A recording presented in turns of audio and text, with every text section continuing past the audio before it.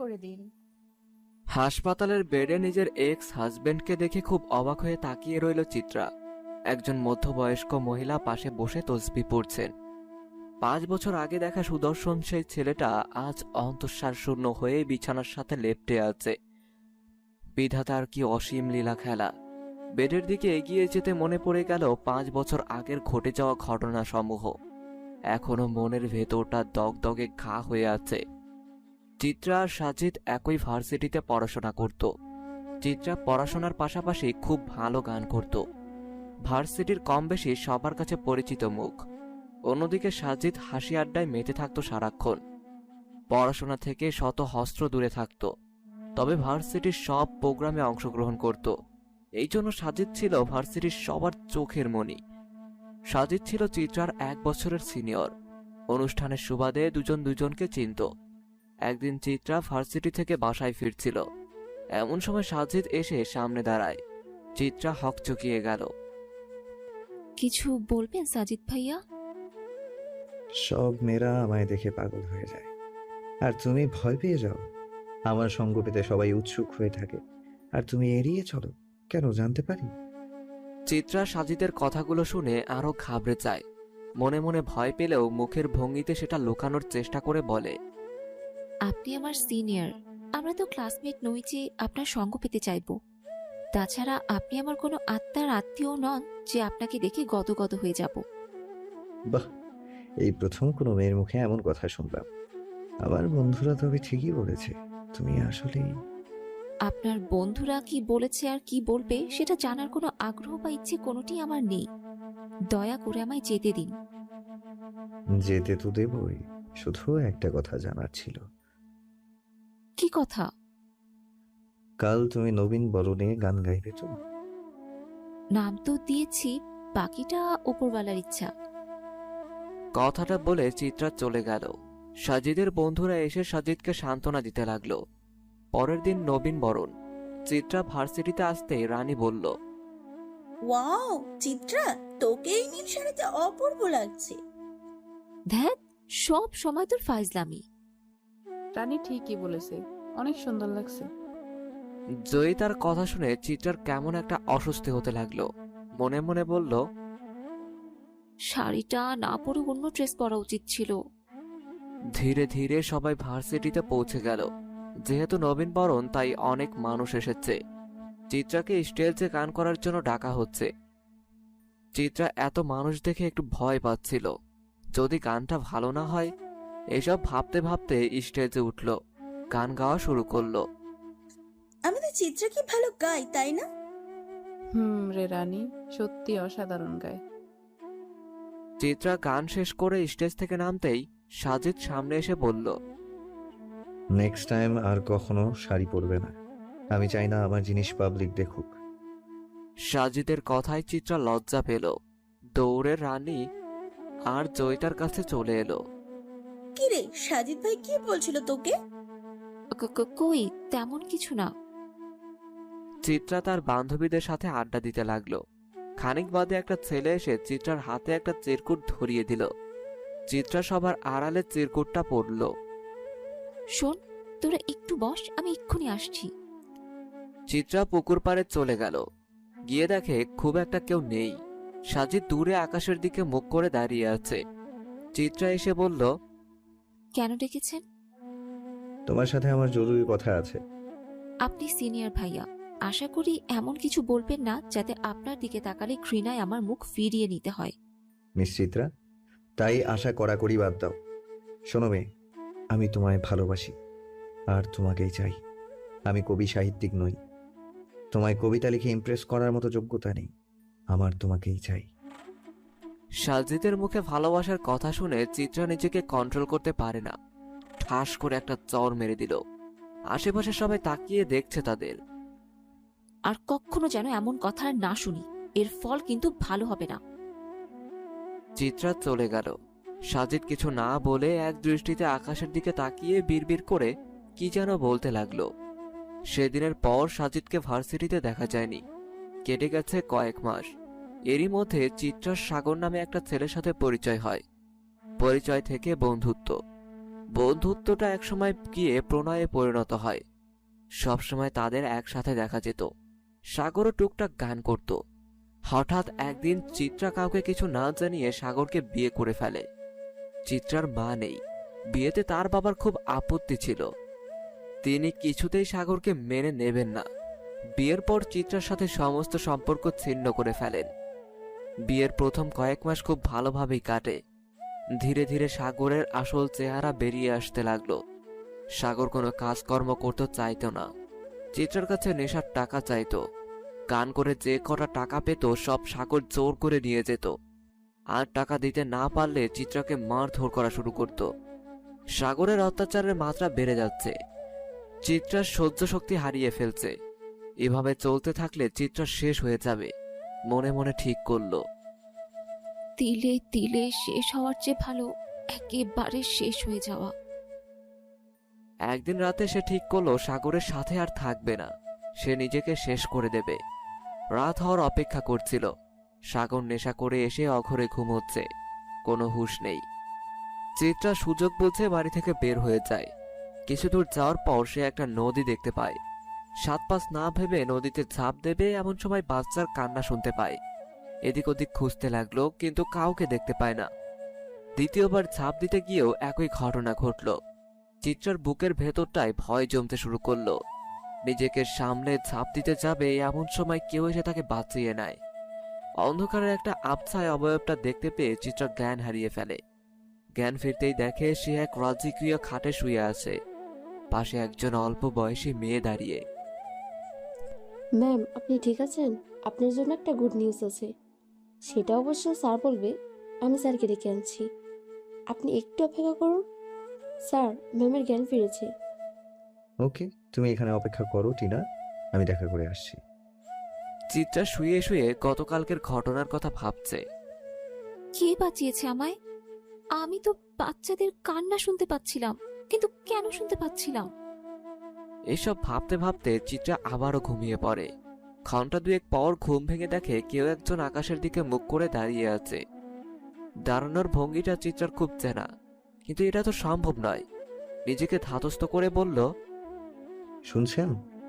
আকাশের দিকে তাকিয়ে থাকা ব্যক্তিটি ঘাড় ঘুরিয়ে চিত্রার দিকে তাকালো। চিত্রা অস্পষ্ট কণ্ঠে বলল, সাজিদ ভাইয়া, আপনি এখানে? কেন, এত অবাক হওয়ার কি আছে? না মানে, এত আমতা আমতা করতে হবে না। মিস টিনা, এদিকে আসুন। জি স্যার, বলুন। ম্যামকে খাবারটা খাইয়ে দিন। আর শুনুন, ওনার যেন কোনো অযত্ন না হয়। স্যার, আপনি? আমার একটা দরকারি কাজ আছে। আর হ্যাঁ, তোমাকে বলছি, মেয়ে, এতদিন নিজে যা খুশি করেছো, এবার নিজের ইচ্ছা মতো খেয়াল খুশি মতো না চলে বাচ্চাটার কথা ভাবতে শেখো। থমথমে গলায় কথাগুলো বলে সাজিদ বাইরে চলে গেল। বাচ্চার কথা শুনে চিত্রার একদিকে খুব আনন্দ হচ্ছে, অন্যদিকে খুব কান্না পাচ্ছে। এ কেমন নিয়তি তার। টিনা কাছে এসে জিজ্ঞেস করলো, ম্যাম, আপনার মন খারাপ কেন? কই না তো। খাবারটা খেয়ে নিন। এখন আপনার সময় মতো খাবার খেতে হবে। আপনি রেখে যান, আমি পরে খেয়ে নেব। ঠিক আছে, আমি পাশের রুমে আছি। প্রয়োজন হলে এই বেলটা বাজাবেন। আমি সঙ্গে সঙ্গে চলে আসব। টিনা চলে গেল। চিত্রা সাগরের কথা ভাবছে। মা হওয়া প্রতিটা মেয়ের জন্য আল্লাহর বিশেষ রহমত স্বরূপ। ওই জন্যই কাল আমি বাচ্চার কান্না শুনতে পাচ্ছিলাম। একটা ছোট্ট প্রাণ আমার ভেতরে তিল তিল করে বেড়ে উঠছে। আচ্ছা, বাচ্চার কথা শুনলে কি সাগর আগের মতো ভালো হয়ে যাবে, নাকি পরিবর্তন হবে না? তুই খুব অভাগী রে সোনা, জন্মের আগেই পিতৃহীন হয়ে গেলি। সোনা, তুই কোনো চিন্তা করিস না, মাম্মা তোকে সব সময় ভালো রাখবে, কখনো কোনো কষ্ট পেতে দেবে না। বেশ কিছুক্ষণ পর টিনা এসে বলল, ম্যাম, এখানে শাড়ি আর সালোয়ার কামিজ আছে। আপনার পছন্দ মতো একটা পরে নিন। আমাদের বের হতে হবে। টিনা আপু, আমরা কোথায় যাব? স্যার, আপনার জন্য ডাক্তারের চেম্বার অপেক্ষা করছে। উনি গাড়ি পাঠিয়েছেন। আমাদের এক্ষুনি যেতে হবে। চিত্রা একটা শাড়ি পরে নিল, তারপর গাড়িতে বসে পড়ল। আধ ঘন্টা পরে একটা হাসপাতালের সামনে গাড়ি থামলো। টিনা সাবধানে চিত্রাকে নিয়ে গেল ডক্টরের চেম্বারে। অনুমতি নিয়ে রুমে প্রবেশ করলো। চিত্রাকে দেখে সাজিদ অপলকভাবে তাকিয়ে রইল, যেন তার চোখ দুটো বহুদিনের তৃষ্ণার্ত মিটিয়ে নিচ্ছে। সাজিদকে এভাবে তাকিয়ে থাকতে দেখে চিত্রার অস্বস্তি হতে লাগলো। স্যার, ম্যামকে নিয়ে এসেছি। টিনার কথায় সাজিদের কোনো পরিবর্তন হলো না। মিস্টার খান, ডক্টরের এমন ঝাঁঝালো কণ্ঠ শুনে সাজিদের হুঁশ ফিরে আসলো। এমন একটা সুন্দর মুহূর্তে একটা কর্কশ কণ্ঠ অপ্রত্যাশিত। সাজিদের অসহ্য লাগলো। টিনাকে ইশারা করলো বাইরে অপেক্ষা করার জন্য। ডক্টর চিত্রাকে ভালোভাবে পর্যবেক্ষণ করতে লাগলো। নার্স ওনাকে নিয়ে গিয়ে টেস্টগুলো করিয়ে 8 ঘন্টার মধ্যে রিপোর্ট নিয়ে আসো। নার্স চিত্রাকে নিয়ে গেল। ডক্টর, চিত্রা ঠিক আছে তো? ওর বাচ্চা কেমন আছে? দেখুন, ওনার শরীরের অবস্থা খুব খারাপ, শরীরের অনেকটা দুর্বল, মানসিকভাবে বিব্রস্ত। ওনার প্রপার ট্রিটমেন্ট দরকার, না হলে বাচ্চাকে কোনোভাবেই বাঁচানো সম্ভব নয়। ওষুধ শুধু ওনার শারীরিক অবস্থায় উন্নতি করতে পারবে, কিন্তু মানসিক সুস্থতা আপনাকে করতে হবে। উনি যেন সবসময় হাসি খুশিতে থাকে, তার খেয়াল রাখতে হবে। আচ্ছা, আপনি তো ওনার হাজবেন্ড, আপনাকে আমি যতটুকু চিনি ওনার তো এই অবস্থা হওয়ার কথা নয়। আপনি ভুল ভাবছেন ডক্টর, উনি আমার হাজবেন্ড নয়। চিত্রার গলার আওয়াজ শুনে সাজিদ নড়ে চড়ে বসলো। সাজিদের দিকে একবার তাকিয়ে চিত্রা আবার বলা শুরু করলো। ডক্টর, উনি আমার কেউ নন, তাই আমার শরীরের অবস্থা সম্পর্কে ওনাকে বলে শুধু শুধু বিভ্রান্ত করছেন। আপনি যা বলার আমায় বলুন, আমি সবটা মেনে চলার চেষ্টা করব। উনি তো এতক্ষণ ধৈর্য ধরে কথাগুলো শুনছিলেন। আচ্ছা, যাই হোক, আপনার অভিভাবক কাউকে ডাকুন। দেখুন, আপনি তো পেশেন্ট, তাই আপনাকে সব কথাগুলো বলতে আমি বাধ্য হলেও এই ব্যাপারগুলো আপনার হাজবেন্ড বা ফ্যামিলির জন্য কাউকে বলা উচিত, কারণ আপনি আপনার দেখাশোনা ঠিকভাবে করতে পারবেন না। আপনি বলুন, আমার কেউ নেই, আমি একাই, তাই নিজের খেয়াল নিজেকেই রাখতে হবে। চিত্রার কথাগুলো শুনে সাজিদের প্রচুর রাগ হতে লাগলো। মনে মনে চিত্রাকে খুব বকা দিচ্ছিল। নিজেকে সামলাতে না পেরে বলল, আচ্ছা ডক্টর, ওনাকে এখানে আর কোনো প্রয়োজন আছে? না মিস্টার সাজিদ, রিপোর্ট আসলে সে অনুযায়ী ওষুধ দেওয়া হবে, আর প্রত্যেক মাসে একবার করে চেক আপে আসতে হবে। That's it. Okay, thank you so much. Miss Tina, একবার এদিকে আসুন তো। টিনা ভেতরে আসতে সাজিদ বলল, মিস টিনা, ওনাকে নিয়ে আমার গাড়িতে অপেক্ষা করুন, আমি এক্ষুনি আসছি। সাজিদ চলে যেতে বলায় চিত্রার বেশ রাগ হয়। দাঁত কিরমির করে কি যেন বলতে লাগলে। সাজিদ চিত্রার দিকে তাকিয়ে দেখে চিত্রা বিড়বিড় করছে। এমনভাবে দাঁত কামড়ে ধরলে দাঁত পড়ে যাবে। বয়স তো এখনো কম, এই কম বয়সে দাদা নানি হওয়ার এত ইচ্ছে? আচ্ছা। সাজিদের আকাশে ছুড়ে দেয়া কথাটা চিত্রা বুঝতে পেরে টিনার সাথে চলে গেল। সাজিদ ডক্টরের কাছ থেকে সব জেনে নিল। ঔষধপত্র নিয়ে 8 ঘন্টা পরে গাড়িতে ফিরে এলো। গাড়িতে বসে ড্রাইভারকে গাড়ি চালাতে বলল। ড্রাইভার গাড়ি চালানো শুরু করলো। ঘুম ভেঙে চিত্রাকে খুঁজতে লাগলো সাগর। তার প্রচন্ড নেশার টান উঠেছে। পুরো ঘর তছনছ করে ফেলছে টাকা খুঁজতে গিয়ে, কিন্তু কোথাও একটা আধুলের চিড়ে ফোটাও পর্যন্ত নেই। তার প্রচন্ড কষ্ট হচ্ছে। এক্ষুনি নেশা করতে হবে, নইলে যে সে শেষ হয়ে যাবে। ঘরের একটা কোনায় চিত্রার হারমোনিয়ামটা দেখতে পায়। মাথার মধ্যে দুষ্টু বুদ্ধি ঢেউ খেলে যায়। একটা শয়তানি হাসি দিয়ে বলে, হারমোনিয়ামটা বিক্রি করে অনেকখানি টাকা পাওয়া যাবে। মোটামুটি 3-4 দিনের জন্য নিশ্চিন্ত মনে থাকবো। তারপর আমার চিতা বেবির থেকে আবার টাকা নেওয়া শুরু করব। একটা কাপড়ের টুকরো নিয়ে এসে হারমোনিয়ামটাকে ভালোভাবে পরিষ্কার করে ব্যাগে ঢুকিয়ে বেরিয়ে পড়ে। ড্রাইভার সাহেব, সামনে একটু ব্রেক করেন, আমি নামবো। মিস টিনা, আপনি চিত্রাকে নিয়ে বাড়ি যান। দুইজনে ফ্রেশ হয়ে খেয়ে রেস্ট নিন, আর ওনার একটু খেয়াল রাখবেন। জি স্যার, অবশ্যই। সাজিদ গাড়ি থেকে নেমে কাকে যেন কল করলো। হ্যালো, আমি এক্ষুনি আসছি। মিনিট 5 অপেক্ষার পর একটা গাড়ি এসে সাজিদের সামনে দাঁড়ায়। সাজিদ মানিব্যাগ থেকে কিছু টাকা বের করে বলে, ড্রাইভার সাহেব, এই নিন, আপনি একটা ট্যাক্সি নিয়ে চলে যান। সাজিদ গাড়ি নিয়ে চলে গেল। গাড়ি চালাতে চালাতে কাল থেকে ঘটে যাওয়া ঘটনা নিয়ে ভাবছে। জীবনে চলার পথে কত শত মানুষের সাথে দেখা হয়, কত ঘটনা ঘটে। কিছু ঘটনা মনের মধ্যে দাগ কেটে যায়, চিত্রা তাকে অপমান করার পর আর কখনো সে চিত্রার সামনে গিয়ে দাঁড়ায়নি, কিন্তু চিত্রার খোঁজ খবর নিতে কখনো কার্পণ্য করেনি। গতকাল চিত্রার কথা খুব মনে পড়ছিল, তাই কাজ শেষ করে নদীর পাড়ে আসছিল। মন খারাপ থাকলে সবসময় এই জায়গায় এসে বসে থাকে।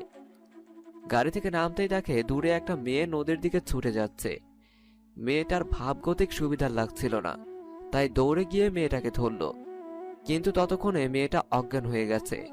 ফোনের ফ্ল্যাশ অন করে দেখে এ তো তার সেই স্বপ্নকুমারী, যাকে এত সাধনা করেও পায়নি, তাকে এই অবস্থায় দেখবে ভাবতে পারেনি।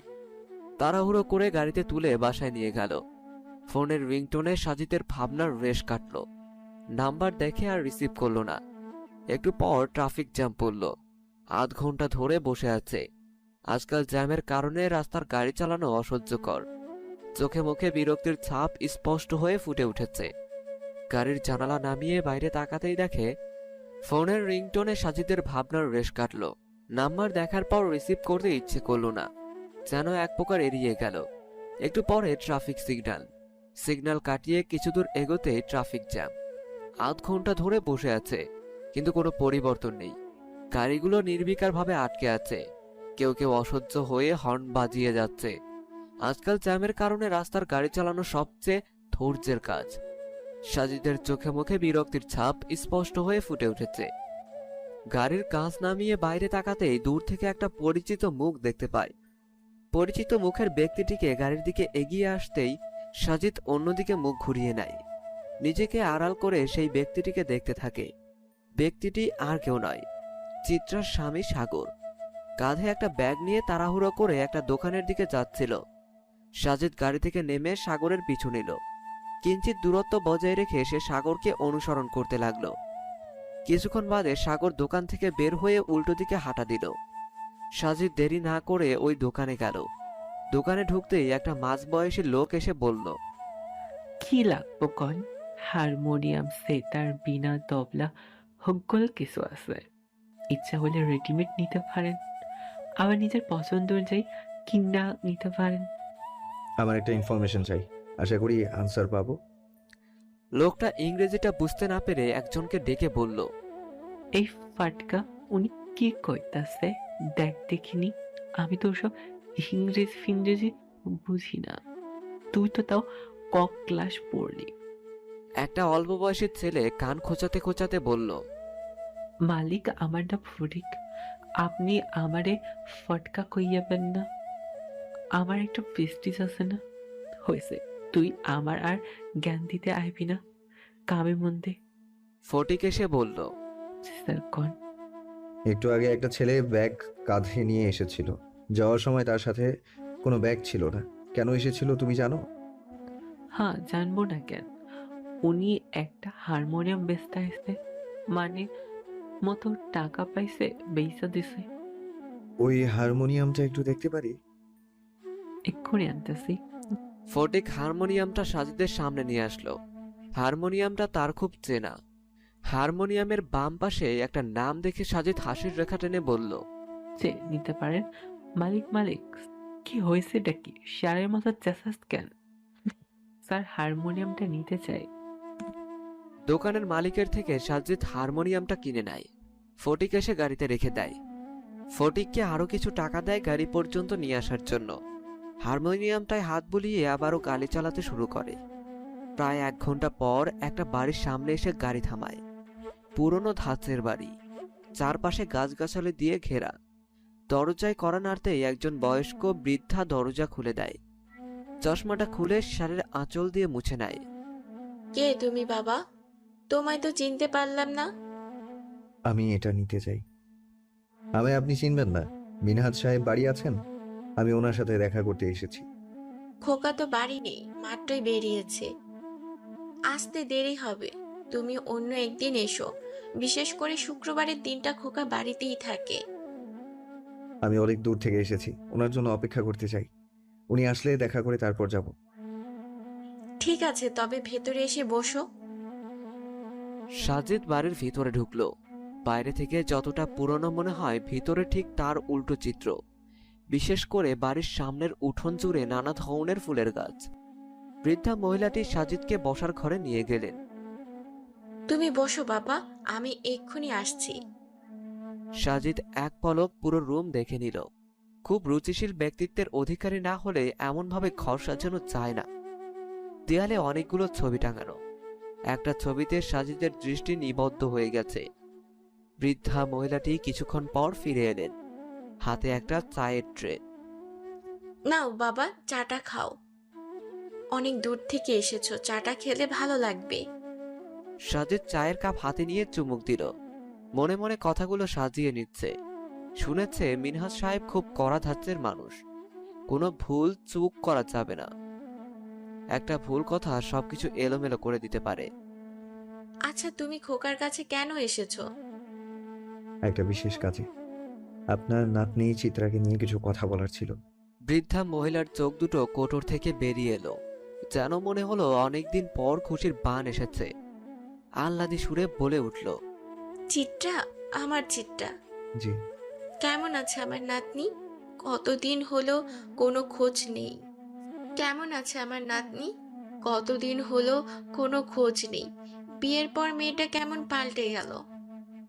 ওর বাবা তো ওর মুখও দেখতে চায় না, আমায়ও বারণ করে দিয়েছে। আপনার নাতনি খুব ভালো আছে। আপনি যাবেন ওর সাথে দেখা করতে? না, ওর মতো অসভ্য অবাধ্য মেয়ের মুখ দর্শন করতে চাই না আমরা।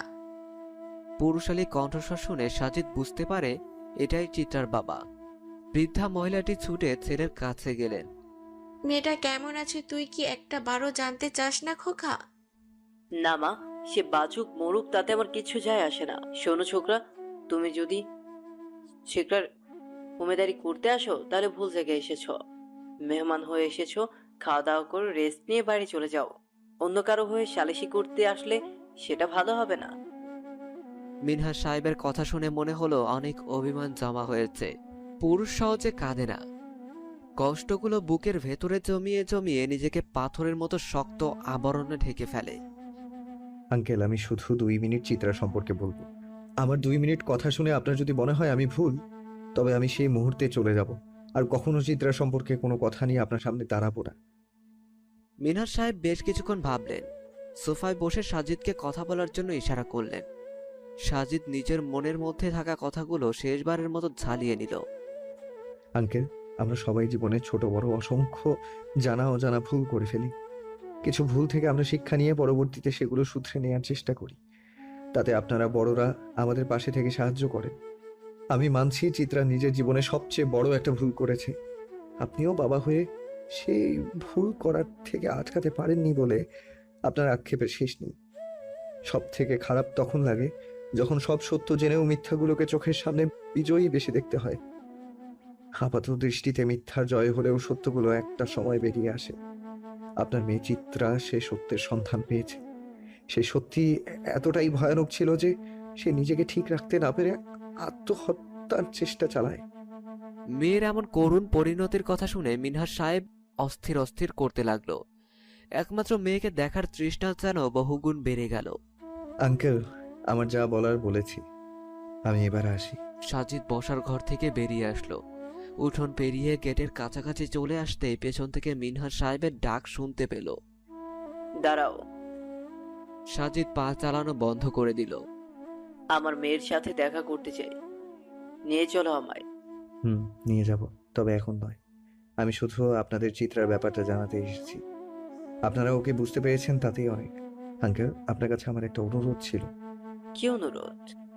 আমি না বলা পর্যন্ত আপনারা চিত্রার সাথে দেখা করবেন না। এ হতে পারে না। আমার মেয়ের এই অবস্থায় আমি বাবা হয়ে দূরে থাকি কি করে? এ তোমার অন্যায় আবদার। তাছাড়া আমি তো অক্ষম পিতা নই। নিজের মেয়েকে খাওয়ানোর সামর্থ্য আমার আছে। সারা জীবন যা কিছু অর্জন করেছি সব মেয়ের জন্যই। ও তোমার কাছে কেন থাকবে? তুমি ওকে বাঁচিয়েছ, তার জন্য সারা জীবন তোমার কাছে কৃতজ্ঞ থাকব।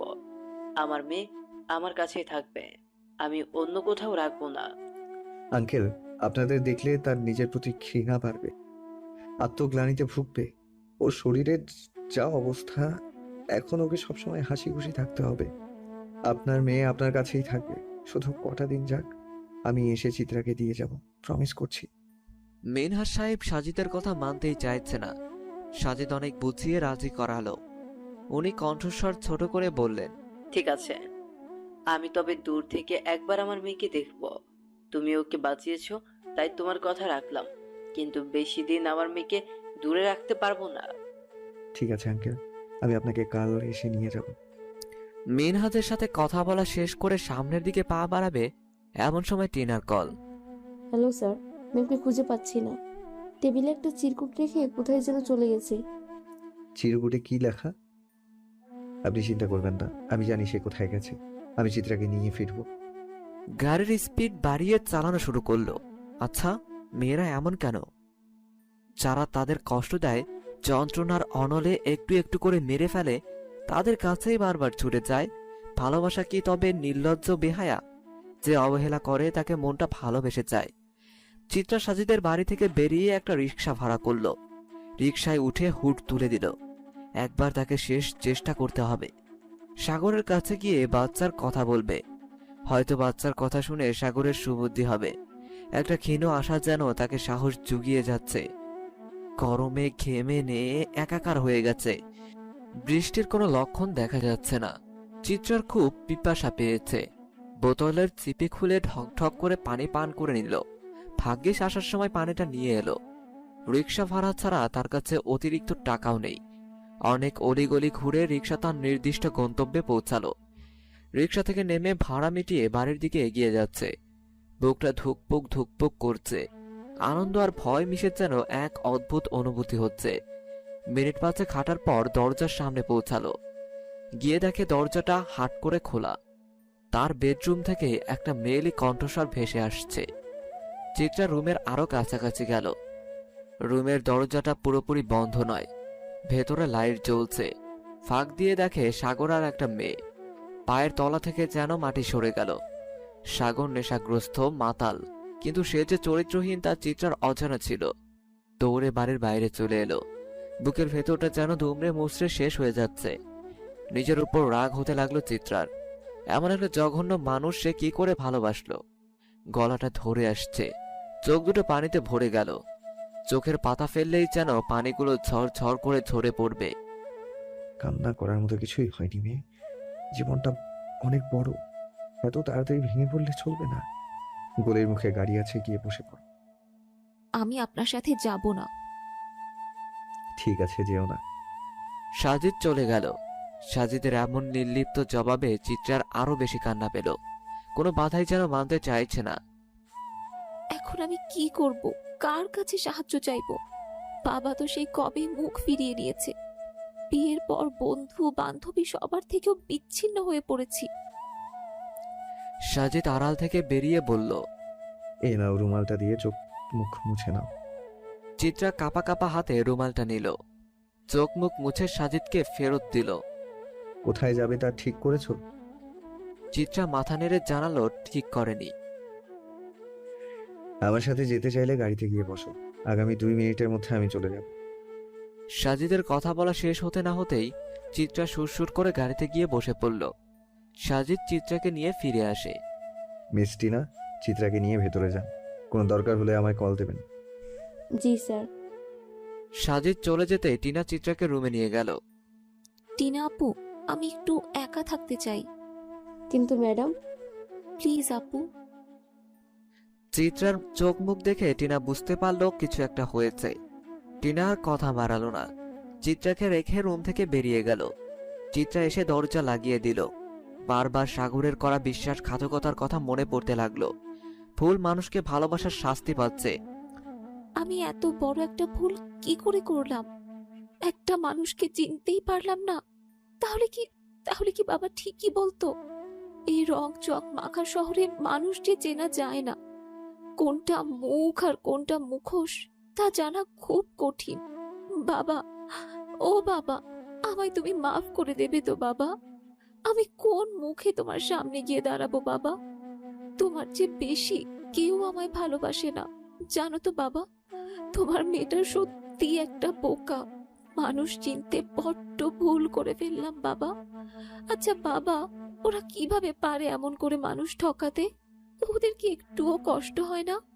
চিত্রা হাউমাউ করে কাঁদতে শুরু করলো। মানুষটা ভুল, কিন্তু তার প্রতি ভালোবাসাটা তো ভুল নয়। সে তো সাগরকে নিজের জীবনের চেয়ে বেশি ভালোবেসে ফেলেছে। দুপুর গড়িয়ে বিকেল হয়ে গেল, কিন্তু চিত্রা কোনো সাড়া শব্দ নেই। টিনার খুব টেনশন হতে লাগলো। কয়েকবার এসে ডেকে গেল, কিন্তু চিত্রা কোনো উত্তর দেয়নি। সাজিদও কল রিসিভ করছে না, কি করবে ভেবে পাচ্ছে না। টিনা গিয়ে দরজা ধাক্কা দিতে লাগলো। একটু পর চিত্রা এসে দরজা খুলে দিল। ম্যাডাম, আপনি দরজা খুলছিলেন না কেন? আমার খুব টেনশন হচ্ছিল। টিনা আপু, তুমি টেনশন করো না, আমি ঠিক আছি। আমি একটু ঘুমিয়ে পড়েছিলাম। দুপুরে তো কিছুই খাননি, হাতে মুখে পানি দিয়ে আসুন, আমি খাবারের ব্যবস্থা করছি। চিত্রা খাওয়া দাওয়া শেষ করে টিনার সাথে গল্প করতে লাগলো। অফিসের কাজগুলো শেষ করতে করতে রাত প্রায় 9টা বেজে গেছে। ফোনটা হাতে নিয়ে দেখে টিনার অনেকগুলো। ও শিট, কাজের চাপে ফোনটা যে সাইলেন্ট বুঝতেই পারলাম না। ওদিকে সবকিছু ঠিকঠাক আছে তো? সবুজ, সবুজ, ড্রাইভারকে বলো গাড়ি বের করতে, আমি এক্ষুনি বের হব। কলিং বেলের শব্দ পেয়ে টিনা এসে দরজা খুলল। দরজা খুলে টিনার হাত পা কাঁপতে শুরু করলো। কি হলো, এমন ভয় পাচ্ছ কেন? আমি কি বাঘ যে তোমায় খেয়ে ফেলবো? সরো দরজা থেকে। বড় ম্যাডাম আপনি? সাজিদ কোথায়? ওকে ডাকো। ম্যাডাম, স্যার তো এখনো আসেনি। চিত্রা এসে বলল। টিনা আপু, কে এসেছে? দরজায় চোখ পড়তেই চমকে ওঠে চিত্রা। দরজায় দাঁড়িয়ে থাকা ভদ্র মহিলা একটু একটু করে এগিয়ে আসতে লাগলো। চিত্রা মামুনি তুই? ভদ্র মহিলা চিত্রার কাছে এসে তাকে জড়িয়ে ধরল। টিনা কিছুই বুঝতে পারল না, ফ্যাবলার মতো তাকিয়ে রইল। মনে মনে বলল, চিত্রা ম্যাডামকে দেখে শাইলা ম্যাডাম এত খুশি হয়ে গেল কেন? ওনারা কি পূর্ব পরিচিত? সাজিদ এসে দেখে তার মা চিত্রাকে জড়িয়ে রেখেছে। ঘটনার মাথা মুন্ডু বুঝতে না পেরে টিনাকে ইশারায় জিজ্ঞেস করলো। টিনার থেকে সন্তোষজনক উত্তর না পেয়ে বলল, মা, তুমি এখানে? তোর ফোনটা কোথায় রাখিস বলতো? কতবার কল দিয়েছি, সব সময় হতাশ করলি। মা, আমি তো। থাক, আর অজুহাত দিতে হবে না। একটা না একটা অজুহাত ঠোঁটের গোড়ায় রেখেই দিয়েছে, তা আমার বুঝতে বাকি নেই। এখন আর কিছু বলবো না। তুই মনে রাখিস, আমি তোর মা। আজ আমি খুব খুশি, তাই আজ ছেড়ে দিলাম। অনেকদিন পর আমার চিত্রাকে দেখলাম। তুই এখানে কিভাবে এলি মামুনি? সাজিদ বলে, মা, আমি তোমায় সব পরে বুঝিয়ে বলবো, তার আগে বলো তুমি চিত্রাকে কিভাবে চেনো? চিত্রাকে শুধু আমি না, তুইও চিনতিস। অনেক বছর আগের কথা, তাই হয়তো তোর মনে নেই। চিত্রা হচ্ছে আমার ছোটবেলার বান্ধবী চমকির মেয়ে। ওর মা বেঁচে থাকতে আমি তোকে সাথে নিয়ে ওদের বাসায় যেতাম। তারপর তো আমরা কয়েক বছরের জন্য কানাডা চলে যাই। ওখানে থাকাকালীন শুনলাম চমকি আর নেই। কানাডা থেকে ফেরার পরেও আমি ওকে দেখার জন্য ওদের বাসায় যেতাম। কিন্তু আমায় তো নাওনি। কারণ তোর বাবা পছন্দ করতো না। তার মধ্যে একটা কারণ হচ্ছে তোর বাবা অর্থের দম্ভ। চিত্রার বাবা অবস্থান তোর বাবার অবস্থানের থেকে নিচু। আর দ্বিতীয় কারণ তুই। আমি? চমকি যখন বেঁচে ছিল তখন একদিন আমি তোর বাবাকে লুকিয়ে চমকির সাথে দেখা করতে যাচ্ছিলাম। তুই আমার সাথে আসার জন্য খুব বায়না করছিলি, তাই বাধ্য হয়ে তোকে সাথে নিয়ে আসি। আমি আর চমকির কথা বলছিলাম, তুই আর চিত্রা খেলা করছিলি। একটু পরে চিত্রার চিৎকার শুনতে পাই। গিয়ে দেখি তুই সিঁড়ি থেকে পড়ে গিয়েছিস। চিত্রা তোর মাথা ধরে বসে কান্না করছে। মাথা থেকে প্রচুর রক্ত বের হচ্ছে। ভয়ে আমার হাত পা ঠান্ডা হয়ে গেল। দেরি না করে তোকে হাসপাতালে নিয়ে গেলাম। তোর বাবাকে খবর দিলাম তোর পড়ে যাওয়ার জন্য। তোর বাবা আমায় খুব বকাবকি করলো। চিত্রাকে দায়ী করে চমকিকে ছোট বড় অনেক কথা বলেছে। সে থেকে লুকিয়ে ওর কাছে যেতাম। তোর বাবা বা তুই কেউ জানতে পারিসনি। সাজিদও এখানে কিভাবে? সাজিদ টিনাকে ইশারা দিল চিত্রাকে রুমে নিয়ে যাওয়ার জন্য। টেবিলের উপরে রাখা পানির গ্লাসটা হাতে নিয়ে পানি পান করলো। শায়লাকে সোফায় বসিয়ে সব ঘটনা খুলে বলল। সব শুনে শায়লার চোখও চরক গাছ।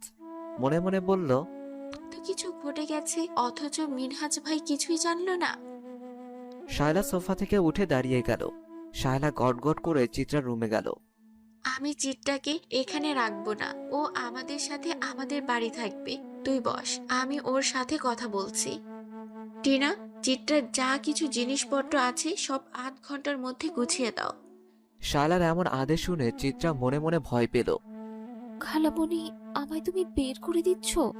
তোকে বের করে দেব এটা তুই ভাবলি কি করে মা? আমি তোকে আমার বাসায় নিয়ে যাব, সেখানেই তুই থাকবি। এই সময় পরিবারের সাথে থাকতে হয়। খালামণি, আমি তোমার সাথে গেলে আঙ্কেল তো খুব রেগে যাবে। তুই চিন্তা করিস না, তোর আঙ্কেল তোকে অনেক বছর দেখেনি, তাই চিনতেও পারবে না। আর যদি কোনোভাবে জেনেও যায় তবে সেটা সামলানোর দায়িত্ব আমি নিলাম। শায়লা, সাজিদ আর চিত্রা মিলে সাজিদের বাসার উদ্দেশ্যে রওনা হলো। চিত্রা মনে মনে খুব ভয় পাচ্ছে।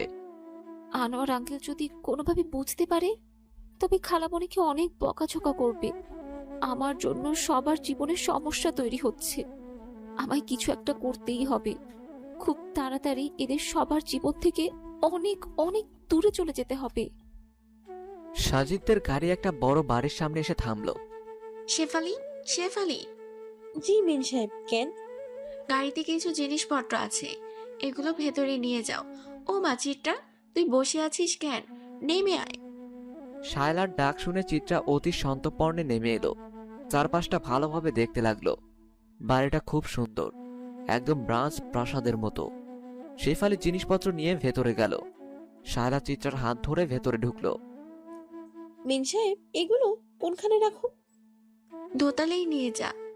শেফালি সিঁড়িতে পা দেবে তখনই শায়লা বলে, শেফালি, দোতলায় যাস না। এই অবস্থায় ওর সিঁড়ি দিয়ে ওঠানামা করা একদম উচিত হবে না। তুই বরং নিচতলার এই রুমে রেখে দে। এইসব কার শায়লা? আনোয়ার হোসেনের গলার আওয়াজ পেয়ে চিত্রা ভয়ে জড়সড় হয়ে গেল। শায়লার পেছনে নিজেকে আড়াল করার বৃথা চেষ্টা চালাতে লাগলো। এই মেয়েটি কি শায়লা? ও আমার এক বান্ধবীর মেয়ে। ওর বাবা মা একটা কাজে দেশের বাইরে গেছে, তাই এখানে আমাদের সাথে থাকবে। আনোয়ার সাহেব চিত্রাকে ডাকলেন। চিত্রা যেতে চাইছে না। শায়লা ওর হাত ধরে আশ্বস্ত করলো। বাহ, বাড়ি মিষ্টি মেয়ে তো। একদম নিশ্চিন্তে থেকে তুমি, কোনো সংশয় করবে না, এটা তোমারও বাড়ি।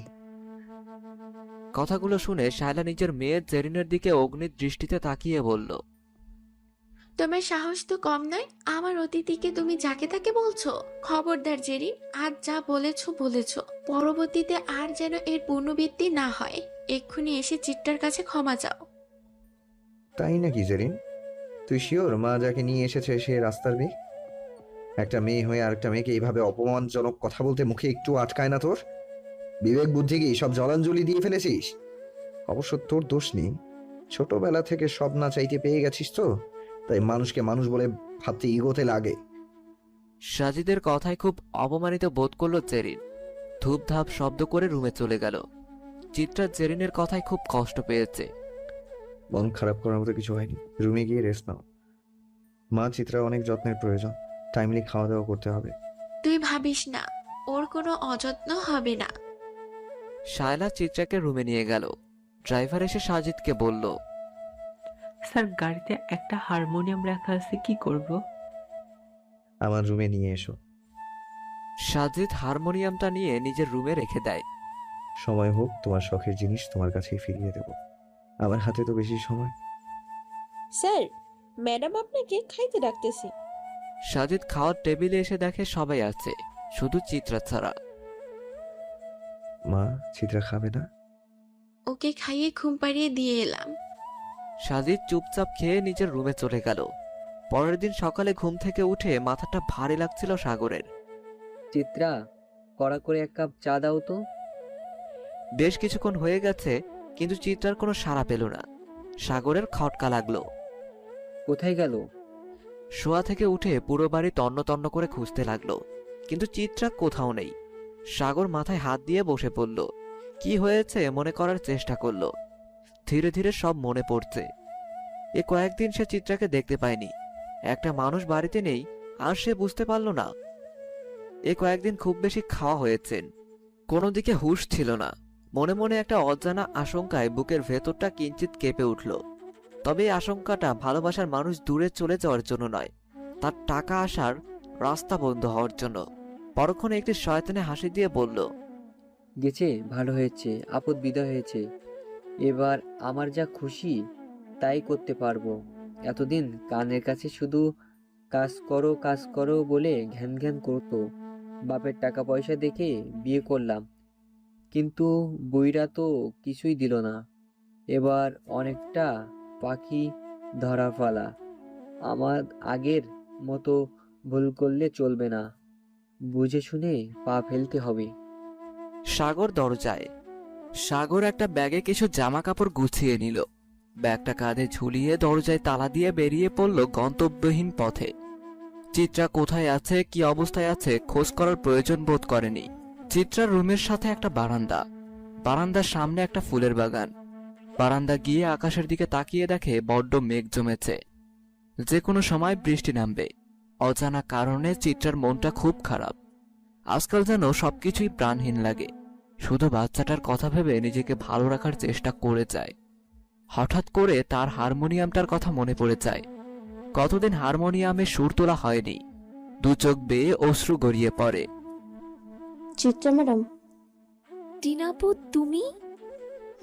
আসলে আপনার কথা খুব মনে পড়ছিল, তাই দেখতে চলে এলাম। খুব ভালো করেছো। ম্যাডাম, আপনার কাছে আমার একটা আবদার আছে। কি আবদার? আজ বিকেলে আমার সাথে একটু ঘুরতে যাবেন? বেশিক্ষণ থাকতে হবে না। কিন্তু খালামণি? বড় ম্যাডামের পারমিশন নিয়েছি। ঠিক আছে, তবে তো আর কোনো বাধাই রইল না। আচ্ছা, আমি এসে আপনাকে নিয়ে যাব। টিনা উঠে চলে যাচ্ছিল, এমন সময় চিত্রা বলল, আমি যাব না। টিনা কিছুটা হতাশ হলো। মাত্রই রাজি হলো, এখন আবার না করছে। টিনা গিয়ে চিত্রার হাত ধরলো। কেন যাবেন না ম্যাডাম? তুমি আমায় ম্যাডাম বলছো, আপনি আপনি করে কথা বলছো, তাই যাব না। তুমি আমায় তুমি করে বললে তবেই যাব। ছোটদের কেউ আপনি বলে নাকি? কিন্তু স্যার আর বড় ম্যাডাম শুনলে রাগ করবে। কেউ কিছু বলবে কেন? আমি তো তোমার ছোট বোনের মতো, তাই না? চিত্রার কথা শুনে টিনা খুব খুশি হলো। চিত্রা ম্যাডাম, আপনি খুব ভালো। আবার ম্যাডাম? টিনা জিব্বা কামড় দিয়ে বলল। সরি, আর বলবো না। টিনা বাড়ির বাইরে এসে সাজিদকে কল দিয়ে বলল, স্যার, কাজ হয়ে গেছে। দুপুরে খাওয়া দাওয়া করে চিত্রা রেস্ট নিল। খানিক বাদে টিনা এসে চিত্রাকে রেডি হতে বলল। চিত্রা চটপট রেডি হয়ে টিনার সাথে পাশের পার্কে গেল। পার্কটা খুব সুন্দর, চারপাশে গাছের সমারোহ আর মাঝখানে একটা পদ্ম পুকুর। একপাশে কয়েকটা পদ্ম ফুটে আছে। বেশ কিছুক্ষণ হাঁটাহাঁটি করে চিত্রার ক্লান্ত লাগলো। টিনা বলল, চিত্রা, চলো আমরা ওই রেস্টুরেন্টে গিয়ে কিছু খেয়ে নিই, তারপর বাসায় চলে যাব। আমার তো খিদে লাগেনি। অল্প কিছু খেও। টিনা আর চিত্রা রেস্টুরেন্টে গিয়ে হালকা খাবার খেয়ে বাসায় চলে গেল। অনেকক্ষণ বাইরে থেকে চিত্রার বেশ ক্লান্ত লাগছে। আসরের নামাজটা পড়ে বিছানায় শুয়ে পড়ল। কতগুলো দিন পরে আমি আমার মেয়েটাকে দেখলাম। চোখ মুখের কি অবস্থা হয়েছে। আমার কলিজার টুকরোর এই করুণ পরিণতি আমি বাবা হয়ে কিভাবে সহ্য করব। মারে, তো বাবা তোর জন্য কিছুই করতে পারলো না। রাগের বসে আমি তোর সাথে সব যোগাযোগ বন্ধ করে খুব বড় অন্যায় করে ফেলেছি। আর তোকে কষ্ট পেতে হবে না। সাজিদ, আমি আমার মেয়েকে আমার কাছে চাই, যে করে হোক। আঙ্কেল, আমি আপনাকে কথা দিয়েছি আপনার মেয়েকে আপনার কাছে ফিরিয়ে দেব। আপনি এত কষ্ট পাবেন না। সাজিদ বাবা, তুমি আমার নাতনির খেয়াল রেখো। আমরা তোমার ভরসা দিয়ে ওকে রেখে যাচ্ছি। মেয়েটা বড্ড জেদি, ওকে একটু সামলে রাখবে বাবা। আপনি কোনো চিন্তা করবেন না, আপনার নাতনির কোনো অসম্মান অযত্ন হবে না। আমরা এখন আসি বাবা। ওনারা চলে যাওয়ার পর সাজিদ টিনাকে কল দিল। হ্যালো মিস টিনা, আপনি কাল একবার আমার অফিসে এসে দেখা করে যাবেন। আপনার সাথে খুব জরুরি কথা আছে। পরের দিন টিনা সাজিদের অফিসে গেল। স্যার, আসবো? জি আসুন, বসুন। রফিক রফিক রফিক রফিক মানে? জি স্যার, বলুন। শামীম সাহেবকে গিয়ে বলো আমি ডাকছি। আপনাদের দুজনকে একটা বিশেষ দরকারে ডাকা হয়েছে। আপনারা আমার খুব কাছের মানুষ। যে কোনো সমস্যার কথা আমি আপনাদের সবার আগে জানাই। আশা করি প্রত্যেকবারের মতো এবারেও সাহায্য করবেন। টিনা বলল, স্যার, আপনি নির্দ্বিধায় সব খুলে বলুন, আমরা আমাদের সর্বোচ্চ দিয়ে সাহায্য করব। সাজিদ টিনা আর শামীমকে সমস্যার কথা বলতে লাগলো। মম, আমার গাড়ির চাবিটা কোথায়? আমার ভার্সিটিতে যেতে হবে। ড্রাইভার বলল গাড়ি খারাপ হয়ে গেছে, সার্ভিসিং করতে নিয়ে গেছে। আমি যাব কিভাবে? আমি আর চিত্রা ডাক্তারের চেম্বারে যাচ্ছি, তুমি চাইলে আমাদের সাথে যেতে পারো। Sorry mom. আমি এমন থার্ড ক্লাস মেয়ের সঙ্গে একই গাড়িতে যেতে পারবো না। আফটার অল, আমি আনোয়ার চৌধুরীর মেয়ে, যাত্রার সাথে গাড়ি শেয়ার করতে পারবো না। সেক্ষেত্রে তুমি নিজেই নিজের ব্যবস্থা করে নিও। আয় চিত্রা, আমাদের বের হতে হবে। চিত্রা আর শায়লা বেরিয়ে গেল। তুমি ওই মেয়েটার জন্য আমায় ইগনোর করছো তো? আমিও দেখে নেব তোমাদের এই ভালোবাসা কতদিন টেকে। Hi sweetie, what's up? রুষার কথার কোনো উত্তর দিল না জেরিন। কি রে, তোরা এখানে বসে আছিস কেন? ক্লাসে যাবি না? আর ক্লাস দেখ, জেরিন কেমন মুখ ভার করে আছে। রকি জেরিনের মাথায় টোকা মেরে বলল, কি রে, কি হয়েছে? কিছুই হয়নি। কিছু হয়নি মানে? বললাম তো কিছু হয়নি। কিছু না হলে মুখটা এমন বাংলা পাসের মতন করে রেখেছিস কেন? বললাম তো কিছু হয়নি। রুষা, জেরিনের মনে হয় কোনো কারণে মুড অফ। চল আমরা কোথাও গিয়ে ঘুরে আসি। আমি কোথাও যাব না। প্লিজ জেরিন, এমন করিস না তো। তোকে এমন মন খারাপ দেখলে আমার খারাপ লাগে। চল না প্লিজ। রুষা, তুই জেরিনকে নিয়ে ভার্সিটির গেটে দাঁড়া, আমি আসছি। রুষা আর জেরিন কথা বলতে বলতে ভার্সিটির গেটের কাছে এগিয়ে যাচ্ছে। হঠাৎ জেরিন কিছু একটা সাথে ধাক্কা খেয়ে পড়ে যায়। ওহ মা গো, কোমরটা গেল রে। রুষা জেরিনের হাত ধরে টেনে তোলে। জেরিন সামনে তাকিয়ে দেখে একটা ছেলে দাঁড়িয়ে আছে। ছেলেটা দেখতে খুব হ্যান্ডসাম, চোখ দুটো যেন মায়ায় ভরা। একবার তাকারে ঘোর লেগে যায়। সিল্কি ছোট চুলগুলো ঠিক করতে করতে বলে, হে ইউ, রাস্তায় হাঁটার সময় চোখ দুটো ব্যাগে ঢুকিয়ে রাখো নাকি? জেরিন ছেলেটার এমন কর্কশ কথা শুনে নিজেকে আটকাতে পারল না। ছেলেটা দেখতে এত ড্যাশিং আর কথাগুলো পুরো করলার জুস। আপনি হাঁটার সময় চোখগুলো গাড়িতে রেখে আসছেন নাকি? মেয়ে দেখলেই গায়ে পড়ার স্বভাব। যে দেখলেন দুইটা মেয়ে হেঁটে আসছে, অমনি খাম্বার মতো দাঁড়িয়ে পড়লেন। কোনো কমন সেন্স নেই। কোথা থেকে আসে এরা? চাইলেই আমিও অনেক কিছুই বলতে পারতাম, কিন্তু মেয়ে বলে ছেড়ে দিলাম। মেয়েরা মায়ের জাত, মেয়েদের স্থানটা অনেক সম্মানের। তুমি যদি মেয়ে না হয় ছেলে হতে, তবে বুঝিয়ে দিতাম এই মিয়ান চৌধুরী কে আর কি কি করতে পারে। এই রুষা, তুই কি যাবি নাকি দাঁড়িয়ে দাঁড়িয়ে বাংলা সিনেমার ডায়লগ শুনবি? চল বলছি এখান থেকে। এসব আজাইরা কথায় কান দেওয়ার সময় নেই। জেরিন রুষার হাত ধরে টেনে নিয়ে গেল। জেরিন, ছেলেটাকে এভাবে বলা উচিত হয়নি। তুই হুটহাট এমন মাথা গরম করে ফেলিস কেন বলতো? ওহ, এখন সব দোষ আমার? ছেলেটা যে আমায় ইনসাল্ট করলো, তার বেলায় কিচ্ছু না। জেরিন, যাই বলিস আর তাই বলিস, ছেলেটা দেখতে কিন্তু জোস মামা। উফ, এমন হ্যান্ডসাম ছেলে লাইফে থাকলে আর কিচ্ছু লাগে না, বুঝলি?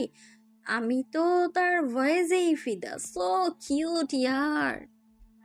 রুষা, চুপ করবি? বেশি বক বক করলে লাথি মেরে ফেলে দিব বলে দিচ্ছি। রুষা, জেরিন আর রকি মিলে ঘুরতে গেল। ঘোরাঘুরি শেষ করে রাত 10টায় বাসায় ঢুকলো। দাঁড়াও। মম, আমি খুব টায়ার্ড। ফ্রেশ হয়ে ঘুমাতে হবে, কাল আমার ক্লাস আছে। ক্লাস আছে বলে রোজ তো ভার্সিটিতে যাও, কিন্তু কোনো ভার্সিটির ক্লাস রাত 10টা পর্যন্ত হয় তা আমার জানা ছিল না। মম, কাল থেকে যেন সন্ধ্যার আগে বাসায় ফেরা হয়, নাইলে এর ফল ভালো হবে না। জেরিন শায়লার কথায় রেগে গেল। রুমে গিয়ে ব্যাগটা ছুঁড়ে মারল বিছানায়। ওহ আল্লাহ, ওহ, কোথাও শান্তি নেই, না ভার্সিটিতে না বাড়িতে, যেন জেলখানায় বন্দি হয়ে আছি।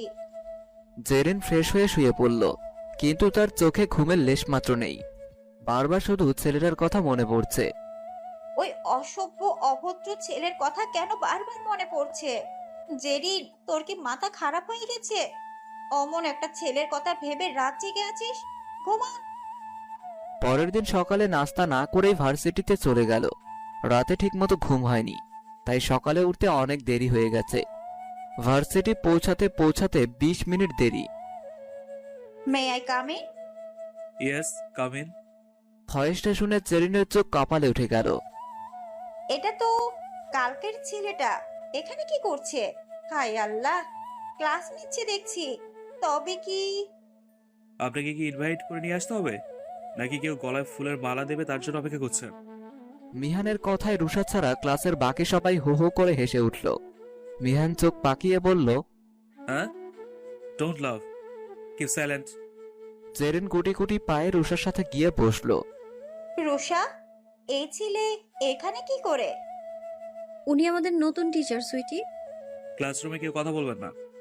আপনারা যথেষ্ট ম্যাচিউরড। আর সবচেয়ে বড় কথা, বেশি ইম্পর্টেন্ট কথা হলো, আগামীকাল থেকে কেউ দেরি দিয়ে এলে ক্লাসে ঢুকতে দেওয়া হবে না। আশা করি বিষয়টা মাথায় রাখবেন। এবার আমরা পড়া শুরু করি। মিহান ক্লাস থেকে চলে যাওয়ার পর রুষা বলল, তোকে বারবার বলেছি এতটা বাড়াবাড়ি না করতে। এবার কি হবে জেরিন?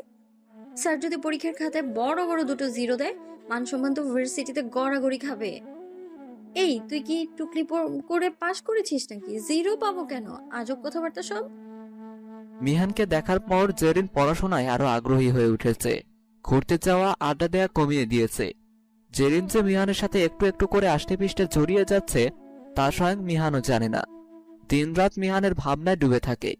যে জেরিনের চোখের দিকে তাকিয়ে কেউ কথা বলার সাহস পেত না, এখন সে জেরিনকে কেউ বাজে কথা বললেও কানে তোলে না।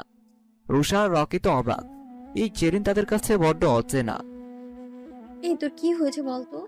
কি হবে? সবই তো ঠিকঠাক আছে। কিছু তো একটা হয়েছে। তুই কারো প্রেমে টেমে পড়িসনি তো? পাগল নাকি তোরা? আমি আর প্রেম বিপরীত মেরু। আমি করব প্রেম, তবে তো হয়ে গেল। কথাগুলো বলতে বলতে থেমে গেল জেরিন। তার থেকে বেশ খানিকটা দূরে ফিশের সাথে কথা বলছে মিহান। জেরিনের হার্ট খুব দ্রুত বিট করছে। মনে মনে বলল, আমার ভয়ঙ্কর অসুখ হয়েছে রে রুষা, যার ওষুধ শুধু সামনে দাঁড়িয়ে থাকা ওই সুদর্শন পুরুষটির কাছে আছে, যে সামনে আসলে আমার সব কিছু এলোমেলো হয়ে যায়, যার চোখের চাহনি বারবার হারিয়ে যায় অতই সাগরে। তাকে এক নজর দেখার আশায় সবকিছু উপেক্ষা করে ছুটে আসি। এটাই কি তবে প্রেমানুভূতি? এটাই কি তবে ভালোবাসার বাহিত অসুখ? আমি যে প্রেম রোগে আক্রান্ত রুষা। এই জেরিন, ওইদিকে তাকিয়ে কি এত ভাবছিস বলতো? এতক্ষণ ধরে ডাকছি, কোনো সাড়া দিচ্ছিস না কেন? জেরিন মুস্কে এসে বলল, কিচ্ছু হয়নি, তোরা বস, আমি আসছি। রুষা, জেরিনের হাবভাব কিন্তু অন্যরকম লাগছে। সারাক্ষণ কি ভাবে কে জানে। রকি, আমার মনে হয় জেরিন প্রেমে পড়েছে। একটা মেয়ের মধ্যে এইসব পরিবর্তন তখনই আসে যখন সে কাউকে ভালোবাসে, কিন্তু ভালোবাসার মানুষটিকে মুখ ফুটে কিছু বলতেই পারে না। রকি হাসতে হাসতে বলল, রুষা, তুই বরং একটা কোচিং সেন্টার খুলে বস। সাইনবোর্ডে বড় বড় করে লেখা থাকবে, এখানে ভালোবাসা সম্পর্কিত পড়াশোনা করানো হয়। এলেন আমার মনোবিজ্ঞানী আনারকলি। 32 পাটি বের না করে ভেতরে ঢুকিয়ে রাখ। ওগুলো বের হলে তোকে পুরো বান্দরের চাচার মতো লাগে। বেশ কিছুদিন কেটে গেল। জেরিন পড়ছে অব্যক্ত ভালোবাসার দহনে, চিত্রার ভুগছে বিচ্ছেদের অনলে। মিস টিনা, যে করে হোক আমাদের প্ল্যানটা সাকসেসফুল করতে হবে, নইলে আমাদের সব ভেস্তে যাবে। স্যার, বড় ম্যাডাম আমাদের হেল্প করতে পারে, বাকিটা আমি আর আপনি আর শামীম স্যার মিলে ম্যানেজ করে নেব। ঠিক বলেছ। আমি মায়ের সাথে কথা বলে আসছি। তোমরা রেডি তো? জি স্যার। চিত্রা, কি করছিস মা? বসে আছি খালামুনি। শোন না, তোর আমি আমার বড় আপার বাসায় যাচ্ছি। আপা অনেকবার বলেছে তোকে নিয়ে যাওয়ার জন্য। তোর যদি কোনো অসুবিধা না হয়। কোনো অসুবিধে নেই খালামুনি। কখন যাবে? এই তো এখন। তুই এই শাড়িটা পরে নে। আচ্ছা খালামুনি। চিত্রা শাড়িটা পরে রেডি হয়ে নেয়। শায়লা এসে চিত্রাকে নিয়ে যায়। আড়ালে থাকা সাজিদকে ইশারা দেয়। শায়লা আর চিত্রা বেরিয়ে যাওয়ার পর টিনা, সাজিদ, শামীম আরো কয়েকজন মিলে চিত্রার রুমটা সাজিয়ে ফেলে। শায়লা তার বড় বোনের বাড়িতে যায়। ওখানে অনেকক্ষণ আড্ডা দেয়। সবার সাথে হাসি মজা করতে করতে অনেক রাত হয়ে যায়। রাত প্রায় 12টা ছুঁই ছুঁই। সাজিদের একটু একটু টেনশন হচ্ছে, চিত্রার সবকিছু পছন্দ হবে তো। হঠাৎ গাড়ির হর্ন শুনতে পায়। সাজিদ জানালা দিয়ে দেখে শায়লা গাড়ি থেকে নামছে। মিস টিনা, ওরা আসছে, আপনারা আড়ালে থাকুন। চিত্রা রুমের সামনে এসে দেখে দরজা বন্ধ। সে তো যাওয়ার সময় দরজা বন্ধ করেনি। ফ্রুকুসকে দরজাটা হালকা করে ধাক্কা দিল। রুমে ঢুকে লাইট আর ফ্যান অন করে অবাক হয়ে রইল। তার রুমটা ফুল দিয়ে সুন্দর করে সাজানো। উপর থেকে গোলাপ বৃষ্টি হচ্ছে। দেয়ালে বড় বড় করে হ্যাপি বার্থডে টু ইউ লেখা। আজকের তারিখটা মনে করে তাচ্ছিল্যের হাসি দিল। আজকে যে তার জন্মদিন বেমালুম ভুলে গেছে। বিয়ে হওয়ার আগের কথা মনে পড়ছে খুব। বাবা কেক নিয়ে আসতো, সবাই মিলে কত মজা হতো। দীর্ঘশ্বাস ফেলে চোখের কোণে জমে থাকা অশ্রুটা মুছে নিল। পেছন থেকে সবাই জন্মদিনের উইশ করলো। শায়লাকে গিয়ে জড়িয়ে ধরল। খালামণি, তুমি এখনো মনে রেখেছো? হুম, তোর জন্মদিন কি করে ভুলে যাই বলতো? কিন্তু এসব প্ল্যান আমার ছেলের আর ওদের, আমি কিছু করিনি। চিত্রা সাজিদের সামনে গিয়ে বলল। অনেক ধন্যবাদ সাজিদ ভাইয়া। টিনা চিত্রার হাতে একটা গিফট বক্স দিয়ে উইশ করলো। এমা, এবার কেকটা কাট। আমি কিন্তু নিজের হাতে বানিয়েছি, খেয়ে বল কেমন হয়েছে।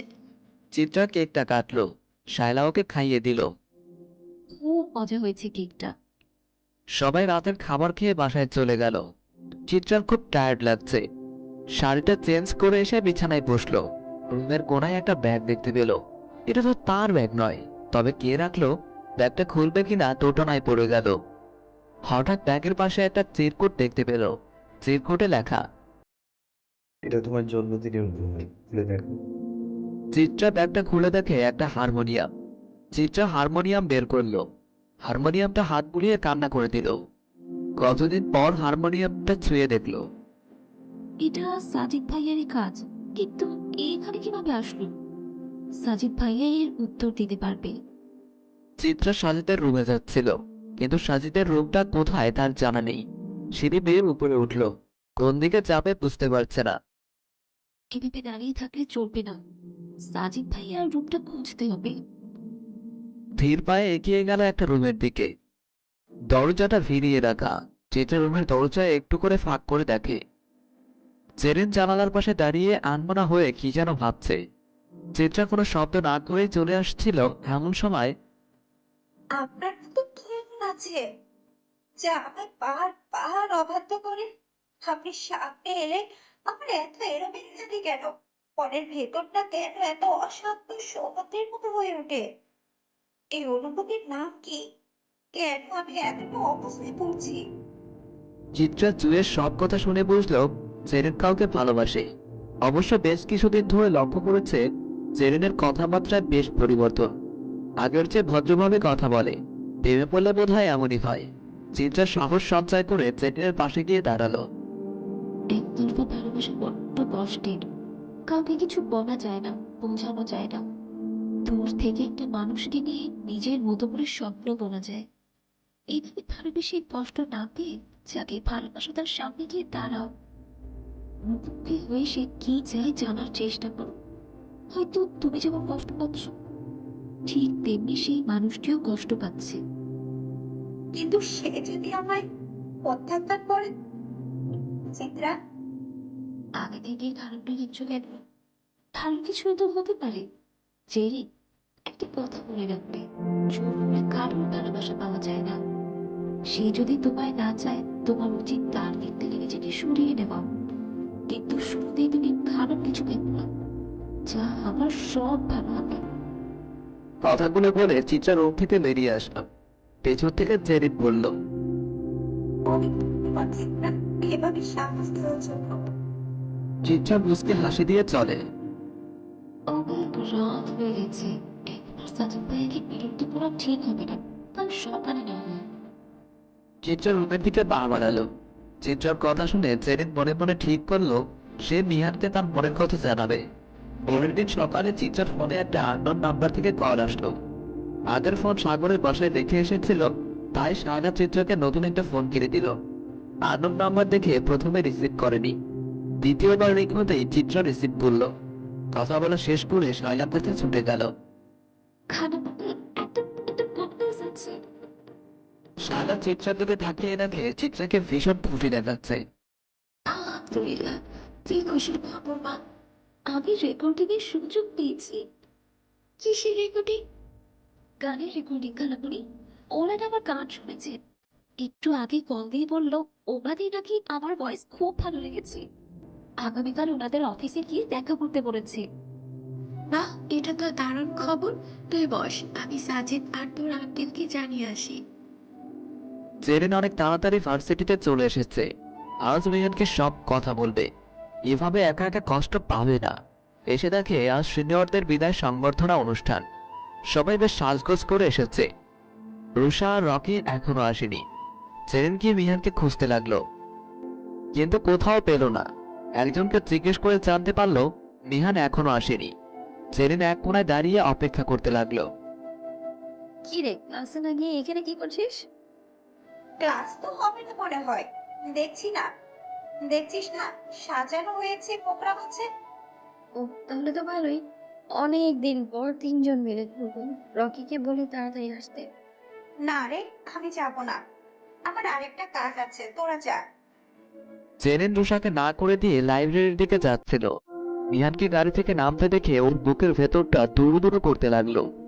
এক পা করে এগিয়ে যেতে লাগলো নিহানের দিকে।